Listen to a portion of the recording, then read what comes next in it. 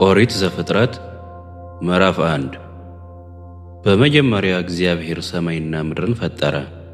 ምድርም ባዶ ነበረች፣ አንዳችም አልነበረባትም። ጨለማም በጥልቁ ላይ ነበረ፣ የእግዚአብሔርም መንፈስ በውኃ ላይ ሰፎ ነበር። እግዚአብሔርም ብርሃን ይሁን አለ፣ ብርሃንም ሆነ። እግዚአብሔርም ብርሃኑ መልካም እንደሆነ አየ። እግዚአብሔርም ብርሃንንና ጨለማን ለየ። እግዚአብሔርም ብርሃኑን ቀን ብሎ ጠራው፣ ጨለማውንም ሌሊት አለው። ማታም ሆነ ጠዋትም ሆነ አንድ ቀን። እግዚአብሔርም በውኆች መካከል ጠፈር ይሁን፣ በውኃና በውኃ መካከልም ይክፈል አለ። እግዚአብሔርም ጠፈርን አደረገ፣ ከጠፈር በታችና ከጠፈር በላይ ያሉትንም ውኆች ለየ። እንዲሁም ሆነ። እግዚአብሔር ጠፈርን ሰማይ ብሎ ጠራው። ማታም ሆነ ጠዋትም ሆነ ሁለተኛ ቀን። እግዚአብሔርም ከሰማይ በታች ያለው ውኃ በአንድ ስፍራ ይሰብሰብ፣ የብሱም ይገለጥ አለ። እንዲሁም ሆነ። እግዚአብሔርም የብሱን ምድር ብሎ ጠራው፣ የውኃ መከመቻውንም ባሕር አለው። እግዚአብሔርም ያ መልካም እንደሆነ አየ። እግዚአብሔርም ምድር ዘርን የሚሰጥ ሣርና ቡቃያን በምድርም ላይ እንደወገኑ ዘሩ ያለበትን ፍሬን የሚያፈራ ዛፍን ታብቅል አለ። እንዲሁም ሆነ። ምድርም ዘርን የሚሰጥ ሣርና ቡቃያን እንደወገኑ ዘሩም ያለበትን ፍሬ የሚያፈራ ዛፍን እንደወገኑ አበቀለች። እግዚአብሔርም ያ መልካም እንደሆነ አየ። ማታም ሆነ ጠዋትም ሆነ ሦስተኛ ቀን። እግዚአብሔርም አለ፣ ቀንና ሌሊትን ይለዩ ዘንድ ብርሃናት በሰማይ ጠፈር ይሁኑ፣ ለምልክቶች፣ ለዘመኖች፣ ለዕለታት፣ ለዓመታትም ይሁኑ። በምድር ላይ ያበሩ ዘንድ በሰማይ ጠፈር ብርሃናት ይሁኑ። እንዲሁም ሆነ። እግዚአብሔርም ሁለት ታላላቆች ብርሃናትን አደረገ፣ ትልቁ ብርሃን በቀን እንዲሰለጥን፣ ትንሹም ብርሃን በሌሊት እንዲሰለጥን፣ ከዋክብትንም ደግሞ አደረገ። እግዚአብሔርም በምድር ላይ ያበሩ ዘንድ በሰማይ ጠፈር አኖራቸው፣ በቀንም በሌሊትም እንዲሰለጥኑ፣ ብርሃንንና ጨለማ እንዲለዩ። እግዚአብሔርም ያ መልካም እንደሆነ አየ። ማታም ሆነ ጠዋትም ሆነ አራተኛ ቀን። እግዚአብሔርም አለ፣ ውኃ ሕያው ነፍስ ያላቸውን ተንቀሳቃሾች ታስገኝ፣ ወፎቹም ከምድር በላይ ከሰማይ ጠፈር በታች ይብረሩ። እግዚአብሔርም ታላላቆች አንበሪዎችን ውኃይቱ እንደወገኑ ያስገኘቻቸውንም ተንቀሳቃሾችን ሕያዋን ፍጥረታት ሁሉ እንደወገኑ የሚበሩትን ወፎች ሁሉ ፈጠረ። እግዚአብሔርም ያ መልካም እንደሆነ አየ። እግዚአብሔርም እንዲህ ብሎ ባረካቸው፣ ብዙ ተባዙም፣ የባሕርን ውኃ ሙሉአት፣ ወፎቹም በምድር ላይ ይብዙ። ማታም ሆነ ጠዋትም ሆነ አምስተኛ ቀን። እግዚአብሔርም አለ፣ ምድር ሕያዋን ፍጥረታትን እንደወገኑ፣ እንስሳትና ተንቀሳቃሾችን የምድር አራዊትንም እንደወገኑ ታውጣ። እንዲሁም ሆነ። እግዚአብሔር የምድር አራዊትን እንደወገኑ አደረገ፣ እንስሳውንም እንደወገኑ፣ የመሬት ተንቀሳቃሾችንም እንደወገኑ አደረገ። እግዚአብሔርም ያ መልካም እንደሆነ አየ። እግዚአብሔርም አለ፣ ሰውን በመልካችን እንደ ምሳሌያችን እንፍጠር፣ የባሕር ዓሦችና የሰማይ ወፎችን፣ እንስሳትና ምድርን ሁሉ፣ በምድር ላይ የሚንቀሳቀሱትንም ሁሉ ይግዙ። እግዚአብሔርም ሰውን በመልኩ ፈጠረ፣ በእግዚአብሔር መልክ ፈጠረው፣ ወንድና ሴት አድርጎ ፈጠራቸው። እግዚአብሔርም ባረካቸው፣ እንዲህም አላቸው፣ ብዙ ተባዙ፣ ምድርንም ምሉአት፣ ግዙአትም፣ የባሕርን ዓሦችና የሰማይን ወፎችን፣ በምድር ላይ የሚንቀሳቀሱትንም ሁሉ ግዙአቸው። እግዚአብሔርም አለ፣ እነሆ መብል የሆናችሁ ዘንድ በምድር ፊት ሁሉ ላይ ዘሩ በእርስ ያለውን ሐመልማል ሁሉ፣ የዛፍን ፍሬ የሚያፈራውና ዘር ያለውንም ዛፍ ሁሉ ሰጠኋችሁ። ለምድርም አራዊት ሁሉ፣ ለሰማይም ወፎች ሁሉ፣ ሕያው ነፍስ ላላቸው ለምድር ተንቀሳቃሾችም ሁሉ የሚበቅለው ሐመልማል ሁሉ መብል ይሁንላቸው። እንዲሁም ሆነ። እግዚአብሔርም ያደረገውን ሁሉ አየ፣ እነሆም እጅግ መልካም ነበረ። ማታም ሆነ ጠዋትም ሆነ ስድስተኛ ቀን። ኦሪት ዘፍጥረት ምዕራፍ 2 ሰማይና ምድር ሰራዊታቸውም ሁሉ ተፈጸሙ። እግዚአብሔርም የሠራውን ሥራ በሰባተኛው ቀን ፈጸመ። በሰባተኛውም ቀን ከሠራው ሥራ ሁሉ አረፈ። እግዚአብሔርም ሰባተኛውን ቀን ባረከው፣ ቀደሰውም፣ እግዚአብሔር ሊያደርገው ከፈጠረው ሥራ ሁሉ በእርሱ አርፏልና። እግዚአብሔር አምላክ ሰማይና ምድርን ባደረገ ቀን በተፈጠሩ ጊዜ የሰማይና የምድር ልደት ይህ ነው። የሜዳ ቁጥቋጦ ሁሉ በምድር ላይ ገና አልነበረም፣ የሜዳውን ቡቃያ ሁሉ ገና አልበቀለም ነበር። እግዚአብሔር አምላክ ምድር ላይ አላዘነበም ነበርና፣ ምድርንም የሚሠራባት ሰው አልነበረም። ነገር ግን ጉም ከምድር ትወጣ ነበር፣ የምድርን ፊት ሁሉ ታጠጣ ነበር። እግዚአብሔር አምላክም ሰውን ከምድር አፈር አበጀው፣ በአፍንጫውም የሕይወትን እስትንፋስን እፍ አለበት፣ ሰውም ሕያው ነፍስ ያለው ሆነ። እግዚአብሔር አምላክም በምሥራቅ በዔድን ገነትን ተከለ፣ የፈጠረውንም ሰው ከዚያ አኖረው። እግዚአብሔር አምላክም ለማየት ደስ የሚያሰኘውን ለመብላትም መልካም የሆነውን ዛፍ ሁሉ ከምድር አበቀለ፣ በገነትም መካከል የሕይወትን ዛፍ መልካምና ክፉን የሚያስታውቀውንም ዛፍ አበቀለ። ወንዝም ገነትን ያጠጣ ዘንድ ከዔድን ይወጣ ነበር፣ ከዚያም ለ4 ክፍል ይከፈል ነበር። የአንደኛው ወንዝ ስም ፊሶን ነው፣ እርሱም ወርቅ የሚገኝበትን የኤውላጥ ምድርን ይከባል።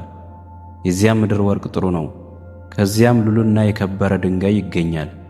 የሁለተኛውም ወንዝ ስም ግዮን ነው፣ እርሱም የኢትዮጵያን ምድር ሁሉ ይከባል። የሦስተኛውም ወንዝ ስም ጤግሮስ ነው፣ እርሱም በአሦር ምሥራቅ የሚሄድ ነው። አራተኛውም ወንዝ ኤፍራጥስ ነው። እግዚአብሔር አምላክም ሰውን ወስዶ ያበጃትም ይጠብቃትም ዘንድ በዔድን ገነት አኖረው።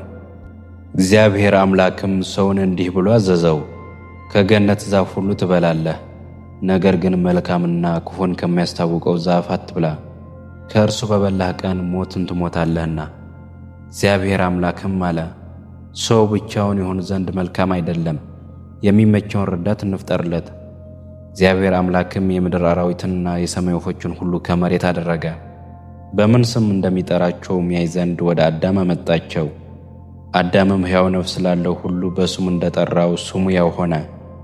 አዳምም ለእንስሳት ሁሉ፣ ለሰማይ ወፎችም ሁሉ፣ ለምድር አራዊትም ሁሉ ስም አወጣላቸው። ነገር ግን ለአዳም እንደ እርሱ ያለ ረዳት አልተገኘለትም ነበር። እግዚአብሔር አምላክም በአዳም ከባድ እንቅልፍን ጣለበት፣ አንቀላፋም። ከጎኑም አንዲት አጥንትን ወስዶ ስፍራውን በሥጋ ዘጋው። እግዚአብሔር አምላክም ከአዳም የወሰዳትን አጥንት ሴት አድርጎ ሠራት፣ ወደ አዳምም አመጣት። አዳምም አለ፣ ይህች አጥንት ከአጥንቴ ናት፣ ሥጋም ከሥጋዬ ናት። እርሷ ከወንድ ተገኝታለችና ሴት ትባል። ስለዚህ ሰው አባቱንና እናቱን ይተዋል፣ በሚስቱም ይጣበቃል፣ ሁለቱም አንድ ሥጋ ይሆናሉ። አዳምና ሚስቱ ሁለቱም ራቁታቸውን ነበሩ፣ አይተፋፈሩም ነበር። ኦሪት ዘፍጥረት ምዕራፍ 3 እባብም እግዚአብሔር አምላክ ከፈጠረው ከምድር አውሬ ሁሉ ይልቅ ተንኰለኛ ነበረ። ሴቲቱንም በውኑ እግዚአብሔር ከገነት ዛፍ ሁሉ እንዳትበሉ አዝዘዋልን? አላት። ሴቲቱም ለእባቡ አለችው፣ በገነት ካለው ከዛፍ ፍሬ እንበላለን። ነገር ግን በገነት መካከል ካለው ከዛፍ ፍሬ እግዚአብሔር አለ፣ እንዳትሞቱ ከእርሱ አትብሉ፣ አትንኩትም። እባብም ለሴቲቱ አላት፣ ሞትን አትሞቱም። ከእርሷ በበላችሁ ቀን ዓይኖቻችሁ እንዲከፈቱ እንደ እግዚአብሔርም መልካምና ክፉን የምታውቁ እንድትሆኑ እግዚአብሔር ስለሚያውቅ ነው እንጂ። ሴቲቱም ዛፉ ለመብላት ያማረ እንደሆነ ለዓይንም እንደሚያስጎመጅ ለጥበብም መልካም እንደሆነ አየች። ከፍሬም ወሰደችና በላች፣ ለባሏም ደግሞ ሰጠችው፣ እርሱም ከእርሷ ጋር በላ። የሁለቱም ዓይኖች ተከፈቱ፣ እነርሱም ራቁታቸውን እንደሆነ አወቁ። የበለስንም ቅጠሎች ሰፍተው ለእነርሱ ለራሳቸው ግልድም አደረጉ። እነርሱም ቀኑ በመሸ ጊዜ የእግዚአብሔርን የአምላክን ድምፅ ከገነት ውስጥ ሲመላለስ ሰሙ። አዳምና ሚስቱም ከእግዚአብሔር ከአምላክ ፊት በገነት ዛፎች መካከል ተሸሸጉ። እግዚአብሔር አምላክም አዳምን ጠርቶ ወዴት ነህ አለው። እርሱም አለ፣ በገነት ድምፅህን ሰማሁ፣ ራቁቴንም ስለሆንሁ ፈራሁ፣ ተሸሸግኩም። እግዚአብሔርም አለው፣ ራቁትን እንደሆነ ማን ነገረህ? ከእርሱ እንዳትበላ ካዘዙህ ዛፍ በውኑ በላህን? አዳምም አለ፣ ከእኔ ጋር እንድትሆን የሰጠኝ ሴት እርሷ ከዛፉ ሰጠችኝና በላሁ። እግዚአብሔር አምላክም ሴቲቱን ይህ ያደረግሽው ምንድን ነው አላት። ሴቲቱም አለች፣ እባብ አሳተኝና በላሁ። እግዚአብሔር አምላክም እባቡን አለው፣ ይህን ስላደረግ ከእንስሳት ከምድር አራዊትም ሁሉ ተለይተህ አንተ የተረገምክ ትሆናለህ፣ በሆድህም ትሄዳለህ፣ አፈርንም በሕይወት ዘመን ሁሉ ትበላለህ። በአንተና በሴቲቱ መካከል በዘርህና በዘሯ መካከል ጠላትነትን አደርጋለሁ። እርሱ ራስህን ይቀጠቅጣል፣ አንተም ሰኮናውን ትቀጠቅጣለህ። ለሴቲቱም አለ፣ በጸነስሽ ጊዜ ጭንቅሽን እጅግ አበዛለሁ፣ በጭንቅ ትወልጃለሽ፣ ፈቃድሽም ወደ ባልሽ ይሆናል፣ እርሱም ገዥሽ ይሆናል። አዳምንም አለው፣ የምስትህን ቃል ሰምተሃልና ከእርሱ እንዳትበላ ካዘዝሁህ ዛፍም በልተሃልና ምድር ካንተ የተነሣ የተረገመች ትሁን። በሕይወት ዘመንህም ሁሉ በድካም ከእርሷ ትበላለህ። እሾህንና አሜከላን ታበቅልብሃለች፣ የምድርንም ቡቃያ ትበላለህ። ወደ መጣህበት መሬት እስክትመለስ ድረስ በፊትህ ወዝ እንጀራን ትበላለህ። አፈር ነህና ወደ አፈርም ትመለሳለህና። አዳምም ለሚስቱ ሔዋን ብሎ ስም አወጣ፣ የሔዋን ሁሉ እናት ናትና። እግዚአብሔር አምላክም ለአዳምና ለሚስቱ የቁርበትን ልብስ አደረገላቸው፣ አለበሳቸውም። እግዚአብሔር አምላክም አለ፣ እነሆ አዳም መልካምና ክፉን ለማወቅ ከእኛ እንደ አንዱ ሆነ። አሁንም እጁ እንዳይዘረጋ ደግሞም ከሕይወት ዛፍ ወስዶ እንዳይበላ ለዘላለም ሕያው ሆኖ እንዳይኖር ስለዚህ እግዚአብሔር አምላክ ከዔድን ገነት አስወጣው፣ የተገኘባትን መሬት ያርስ ዘንድ። አዳምንም አስወጣው፣ ወደ ሕይወት ዛፍ የሚወስደውን መንገድ ለመጠበቅ ኩርቤልና የምትገላበጥ የነበልባል ሰይፍን በዔድን ገነት ምስራቅ አስቀመጠ። ኦሪት ዘፍጥረት ምዕራፍ 4። አዳምም ሚስቱን ሔዋንን አወቀ፣ ጸነሰችም፣ ቃየንንም ወለደች። እርሷም ወንድ ልጅ ከእግዚአብሔር አገኘሁ አለች። ደግሞም ወንድሙን አቤልን ወለደች። አቤልም በግ ጠባቂ ነበረ፣ ቃየንም ምድርን የሚያርስ ነበረ። ከብዙ ቀን በኋላም ቃየን ከምድር ፍሬ ለእግዚአብሔር መሥዋዕትን አቀረበ፣ አቤልም ደግሞ ከበጎቹ በኵራትና ከስቡ አቀረበ። እግዚአብሔርም ወደ አቤልና ወደ መሥዋዕቱ ተመለከተ፣ ወደ ቃየንና ወደ መሥዋዕቱ ግን አልተመለከተም። ቃየንም እጅግ ተናደደ፣ ፊቱም ጠቆረ። እግዚአብሔርም ቃየንን አለው፣ ለምን ተናደድህ? ለምንስ ፊትህ ጠቆረ? መልካም ብታደርግ ፊትህ የሚበራ አይደለምን? መልካም ባታደርግ ግን ኃጢአት በደጅ ታደባለች፣ ፈቃዷም ወደ አንተ ነው፣ አንተ ግን በእርሷ ንገሥባት። ቃየንም ወንድሙን አቤልን ና ወደ ሜዳ እንሂድ አለው። በሜዳም ሳሉ ቃየንን በወንድሙ በአቤል ላይ ተነሳበት፣ ገደለውም። እግዚአብሔርም ቃየንን አለው፣ ወንድምህ አቤል ወዴት ነው? እርሱም አለ፣ አላውቅም፣ የወንድሜ ጠባቂው እኔ ነኝን? አለውም፣ ምን አደረግህ? የወንድምህ የደሙ ድምፅ ከምድር ወደ እኔ ይጮኻል። አሁንም የወንድምህን ደም ከእጅህ ለመቀበል አፏን በከፈተች በምድር ላይ አንተ የተረገምህ ነህ። ምድርንም ባረስ ጊዜ እንግዲህ ኃይሏን አትሰጥህም፣ በምድርም ላይ ኮብላይና ተቅበዝባዥ ትሆናለህ። ቃየንም እግዚአብሔርን አለው፣ ኃጢአቴ ልሸከማት የማልችላት ታላቅ ናት። እነሆ ዛሬ ከምድር ፊት አሳደድኸኝ፣ ከፊትህም እሰወራለሁ፣ በምድርም ላይ ኮብላይና ተቅበዝባዥ ሆናለሁ፣ የሚያገኘኝም ሁሉ ይገድለኛል። እግዚአብሔርም እርሱን አለው፣ እንግዲህ ቃየንን የገደለ ሁሉ 7 እጥፍ ይበቀልበታል። እግዚአብሔርም ቃየንን ያገኘው ሁሉ እንዳይገድለው ምልክት አደረገለት። ቃየንም ከእግዚአብሔር ፊት ወጣ፣ ከዔድንም ወደ ምስራቅ በኖድ ምድር ተቀመጠ። ቃየንም ሚስቱን አወቀ፣ ጸነሰችም፣ ሄኖህንም ወለደች። ከተማም ሠራ፣ የከተማይቱንም ስም በልጁ ስም ሄኖህ አላት።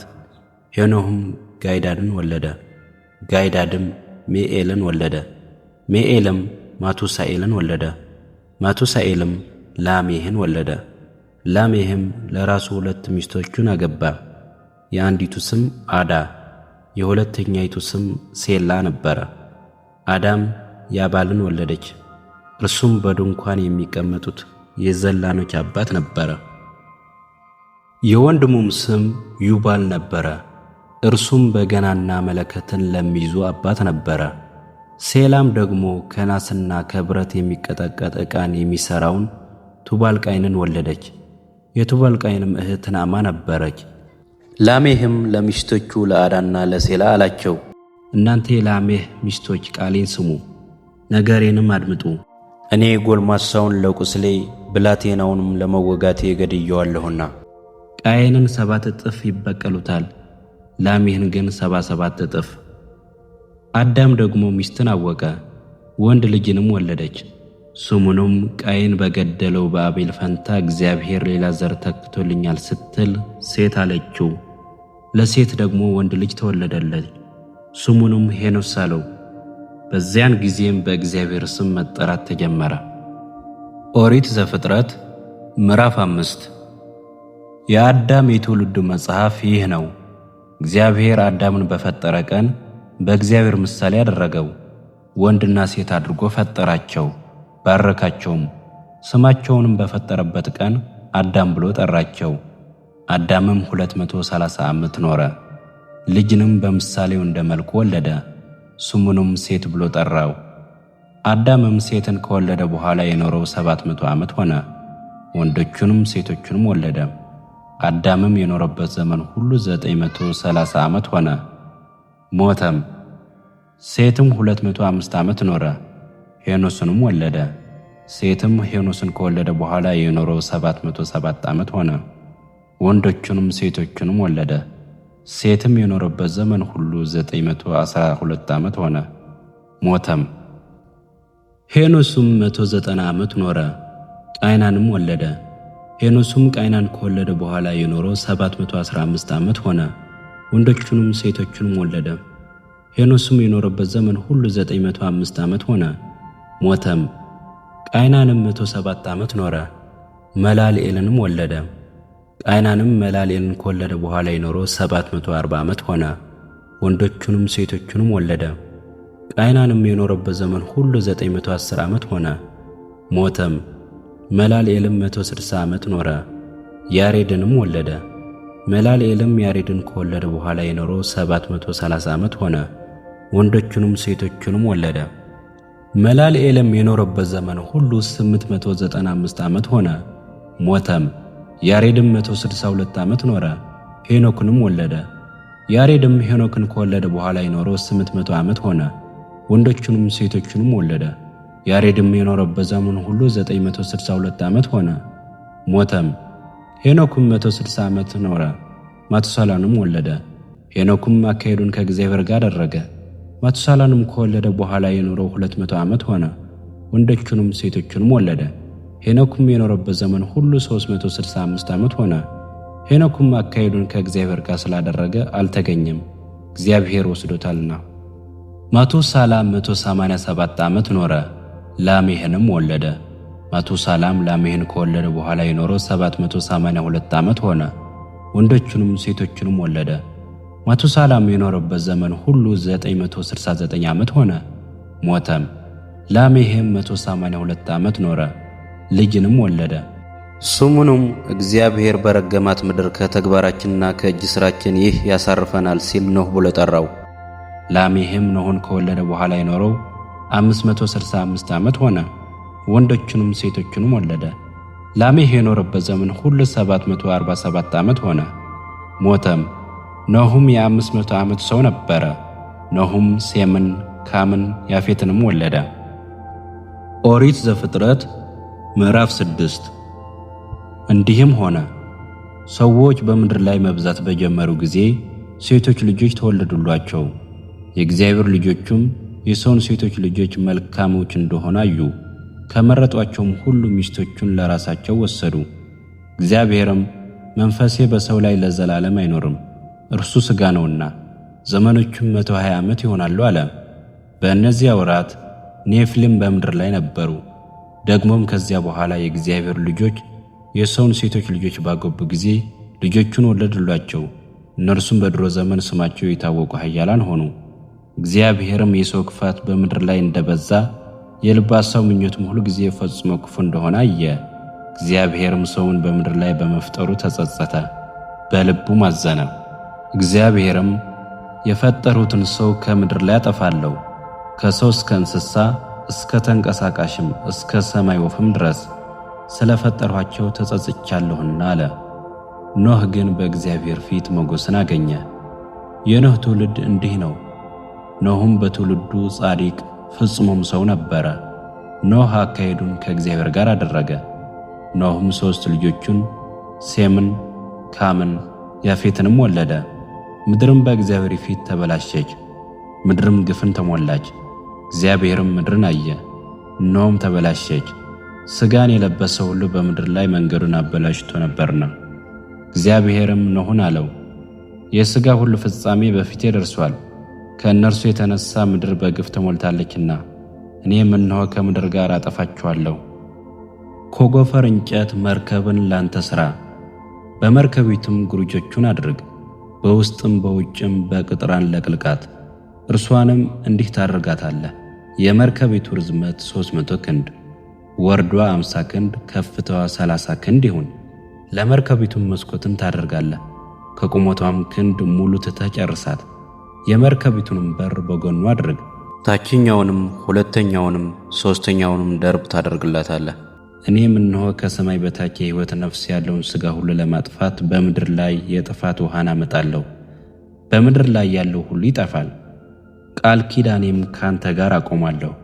ወደ መርከብም አንተ ልጆችና ሚስትህን የልጆቹንም ሚስቶች ይዘህ ትገባለህ። ካንተ ጋር በሕይወት ይኖር ዘንድ ሥጋ ካለው ከሕያው ሁሉ ሁለት ሁለት እያደረግህ ወደ መርከብ ታገባለህ። ተባትና እንስት ይሁኑ።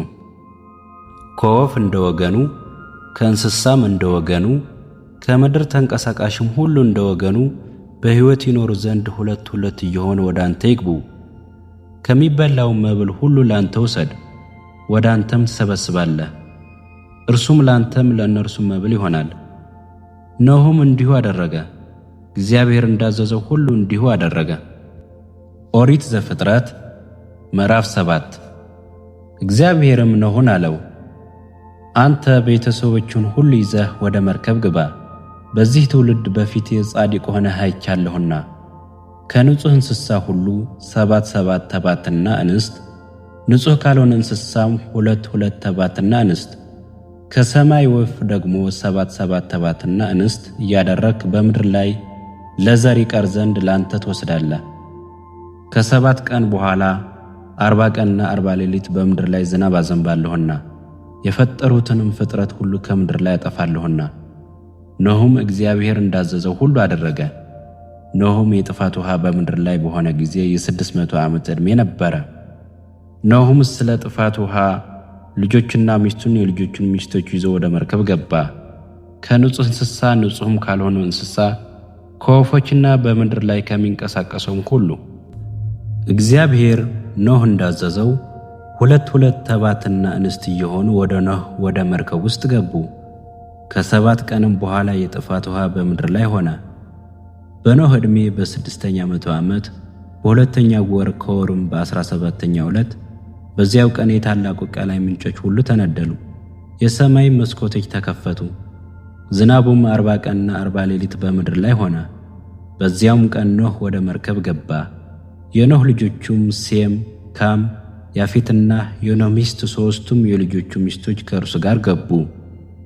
እነርሱ አራዊትም ሁሉ በየወገናቸው፣ እንስሳትም ሁሉ በየወገናቸው፣ በምድር ላይ የሚንቀሳቀሱ ተንቀሳቃሾችም ሁሉ በየወገናቸው፣ ወፎችም ሁሉ በየወገናቸው፣ የሚበሩ ወፎችም ሁሉ፣ ሥጋ ያላቸው ሕያዋን ሁሉ 2 እየሆኑ ወደ ኖኅ ወደ መርከብ ውስጥ ገቡ። ሥጋ ካለው ሁሉ የገቡትም ተባትና እንስት እግዚአብሔር እንዳዘዘው ገቡ። እግዚአብሔርም በስተኋላው ዘጋበት። የጥፋትም ውሃ በምድር ላይ 40 ቀን ነበረ። ውሃውም በዛ፣ መርከቢቱንም አነሳ፣ ከምድርም ወደ ላይ ከፍ ከፍ አለች። ውሃውም አሸነፈ፣ በምድር ላይም እጅግ በዛ። መርከቢቱም በውሃ ላይ ሄደች። ውሃውም በምድር ላይ እጅግ በጣም አሸነፈ። ከሰማይም በታች ያሉ ታላላቆች ተራሮች ሁሉ ተሸፈኑ። ውሃው ወደ ላይ 15 ክንድ ከፍ ከፍ አለ፣ ተራሮቹም ተሸፈኑ። በምድር ላይ ሥጋ ያለው የሚንቀሳቀሰው ሁሉ፣ ወፉም፣ እንስሳውም፣ አራዊቱም፣ በምድር ላይ የሚርመሰመሰው ተንቀሳቃሹም ሁሉ፣ ሰውም ሁሉ ጠፋ። በየብስ የነበረው በአፍንጫው የሕይወት ነፍስ እስትንፋስ ያለው ሁሉ ሞተ። በምድር ላይ የነበረው ሁሉ ከሰው ጀምሮ እስከ እንስሳ ድረስ እስከሚርመሰመሰውም ሁሉ ድረስ እስከ ሰማይ ወፍም ድረስ ተደመሰሰ፣ ከምድርም ተደመሰሱ። ኖኅም አብሮት በመርከብ ከነበሩት ጋር ብቻውን ቀረ። ውሃውም 150 ቀን በምድር ላይ አሸነፈ። ኦሪት ዘፍጥረት ምዕራፍ 8። እግዚአብሔርም ኖኅን በመርከብም ከእርሱ ጋር የነበረውን አራዊቱን ሁሉ እንስሳውንም ሁሉ አሰበ። እግዚአብሔርም በምድር ላይ ነፋስን አሳለፈ፣ ውሃውም ጎደለ። የቀላዩም ምንጮች የሰማይ መስኮቶች ተደፈኑ፣ ዝናብም ከሰማይ ተከለከለ። ውሃውም ከምድር ላይ እያደር ቀለለ። ከ150 ቀንም በኋላ ውሃው ጎደለ። መርከቢቱም በ7ኛው ወር ከወሩም በ17ኛው ቀን በአራራት ተራሮች ላይ ተቀመጠች። ውሃውም እስከ 10ኛው ወር ድረስ ይጎድል ነበር። በ10ኛው ወር ከወሩም በመጀመሪያው ቀን የተራሮች ራሶች ተገለጡ። ከ40 ቀንም በኋላ ኖህ የሠራውን የመርከቢቱን መስኮት ከፈተ፣ ቁራንም ሰደደው፣ እርሱም ወጣ። ውሃው ከምድር ላይ እስኪደርቅ ድረስ ወዲያና ወዲህ ይበር ነበር። ርግብንም ውሃው ከምድር ፊት ቀሎ እንደሆነ እንድታይ ከእርሱ ዘንድ ሰደዳት። ነገር ግን ርግብ እግሯን የምታሳርፍበት ስፍራ አላገኘችም። ወደ እርሱም ወደ መርከብ ተመለሰች። ውሃ በምድር ላይ ሁሉ ስለነበረ እጁን ዘረጋና ተቀበላት፣ ወደ እርሱም ወደ መርከብ ውስጥ አገባት። ከዚያም በኋላ ደግሞ እስከ 7 ቀን ቆየ። ርግብንም እንደገና ከመርከብ ሰደደ። ርግብም በማታ ጊዜ ወደ እርሱ ተመለሰች። በአፏም እነሆ የለመለመ የወይራ ቅጠል ይዛ ነበር። ኖኅም ከምድር ላይ ውሃ እንደቀለለ አወቀ። ደግሞም እስከ 7 ቀን ቆየ። ርግብንም ሰደዳት፣ ዳግመኛም ወደ እርሱ አልተመለሰችም። በኖኅ ዕድሜ በ601 ዓመት በመጀመሪያው ወር ከወሩም በመጀመሪያው ቀን ውሃው ከምድር ላይ ደረቀ። ኖኅም የመርከቢቱን ክዳን አነሣ፣ እነሆም ውሃው ከምድር ፊት እንደደረቀ አየ። በሁለተኛው ወር ከወሩም በ27ኛው ቀን ምድር ደረቀች። እግዚአብሔርም ለኖኅ እንዲህ ብሎ ነገረው፣ አንተ ሚስትህና ልጆችን የልጆቹን ሚስቶች ይዘህ ከመርከብ ውጣ። ካንተ ጋር ያሉትን አራዊት ሁሉ፣ ሥጋ ያላቸውን ሁሉ፣ ወፎችና እንስሶች ሁሉ፣ በምድር ላይ የሚንቀሳቀሱትም ሁሉ ካንተ ጋር አውጣቸው። በምድር ላይ ይርመስመሱ፣ ይዋለዱ፣ በምድርም ላይ ይብዙ። ኖኅም ልጆቹና ሚስቱን የልጆቹን ሚስቶች ይዞ ወጣ። አራዊትም ሁሉ፣ ተንቀሳቃሾች ሁሉ፣ ወፎቹም ሁሉ፣ በምድር ላይ የሚርመሰመሰው ሁሉ በየዘመዳቸው ከመርከብ ወጡ። ኖኅም ለእግዚአብሔር መሠዊያውን ሠራ። ከንጹሕ እንስሳ ሁሉ ከንጹሐን ወፎች ሁሉ ወሰደ። በመሠዊያም ሁሉ ላይ መሥዋዕትን አቀረበ። እግዚአብሔርም መልካሙን መዓዛ ሸተተ። እግዚአብሔርም በልቡ አለ፣ ምድርን ዳግመኛ ስለ ሰው አልረግምም፣ የሰው ልብ ሐሳብ ከታናሽነቱ ጀምሮ ክፉ ነውና፣ ደግሞም ከዚህ ቀድሞ እንዳደረግሁት ሕያዋን ሁሉ እንደገና አልመታም። በምድር ዘመን ሁሉ መዝራትና ማጨድ፣ ብርድና ሙቀት፣ በጋና ክረምት፣ ቀንና ሌሊት አያቋርጡም። ኦሪት ዘፍጥረት ምዕራፍ 9 እግዚአብሔርም ኖኅና ልጆቹን ባረካቸው፣ እንዲህም አላቸው፣ ብዙ ተባዙ፣ ምድርንም ምሏት። አስፈርነታችሁና አስደንጋጭነታችሁ በምድር አራዊት፣ በሰማይም ወፎች፣ በምድር ላይ በሚንቀሳቀሱትም በባሕር ዓሦችም ሁሉ ላይ ይሁን።